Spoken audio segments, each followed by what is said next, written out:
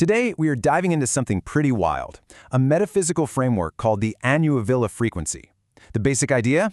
Our reality is like a programmable environment, and the key to it all, the source code, is hidden in plain sight, in the very words we speak every day. So let's get into it and start decoding this reality one word at a time. It all really kicks off with this one simple but powerful question. What if language isn't just about communicating? What if it's the actual source code for our entire experience? The material we're digging into today takes that idea and just runs with it, and it goes to some really fascinating places. All right, so here's our game plan. First, we're going to decode the language itself. Then, we'll see how this whole system maps out a brand new symbolic geography. After that, we'll explore the nature of a spiral reality, get a handle on the role of the singular observer, and finally, we'll look at what's described as a fundamental operating system for everything.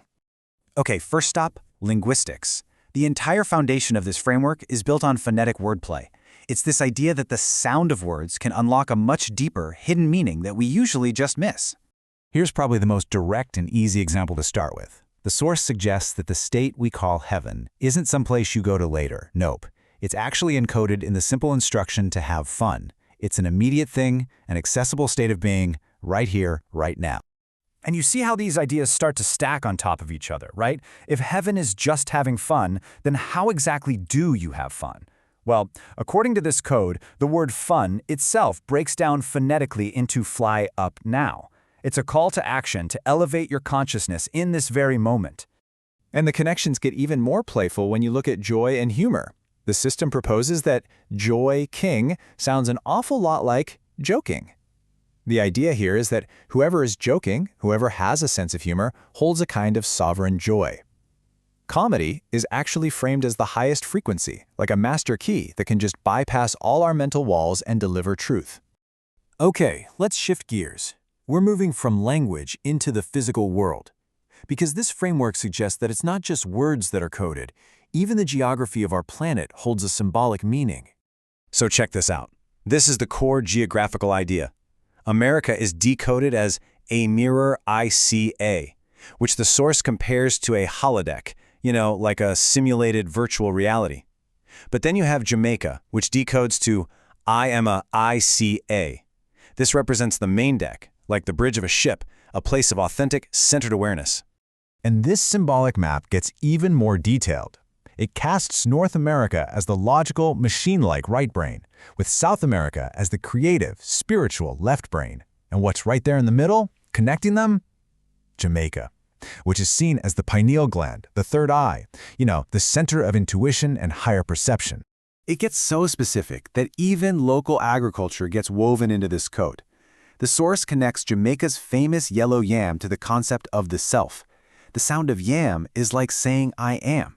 So if yam is I am, then the yellow yam, the color of the sun, becomes a symbol for sun space-time. It's this cosmic, life-giving energy that's literally rooted in the self.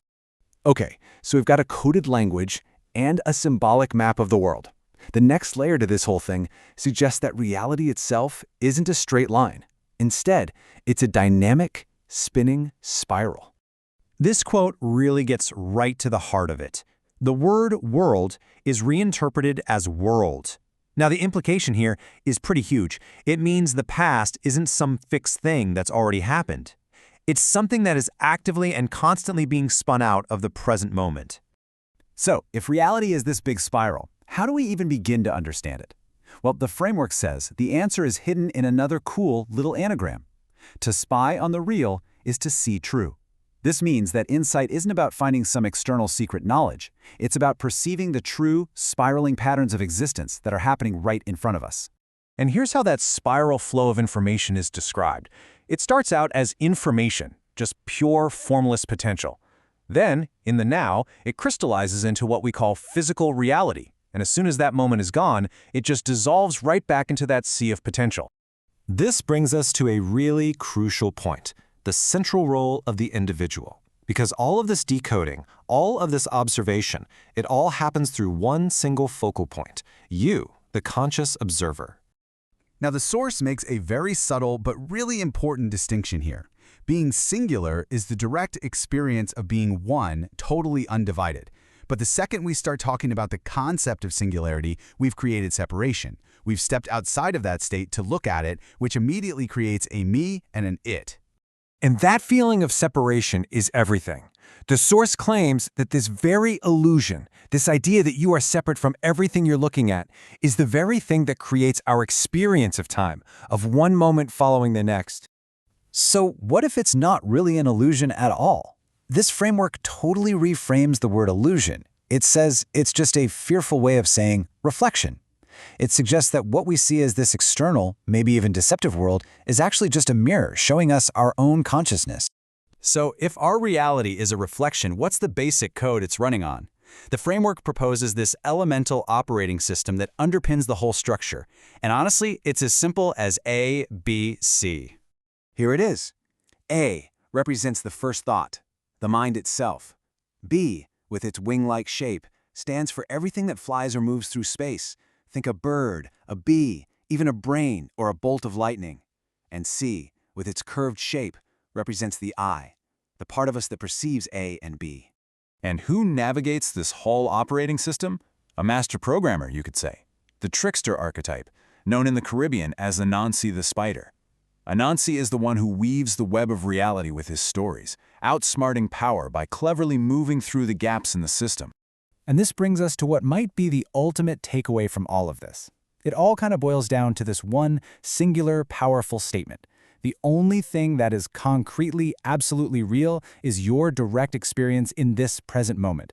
Everything else, the past, the future, all the narratives we believe in, is a story. So, if we just go with that premise for a second, that our now is the only truth, this whole framework leaves us with one final, pretty provocative question to think about. What story are you telling?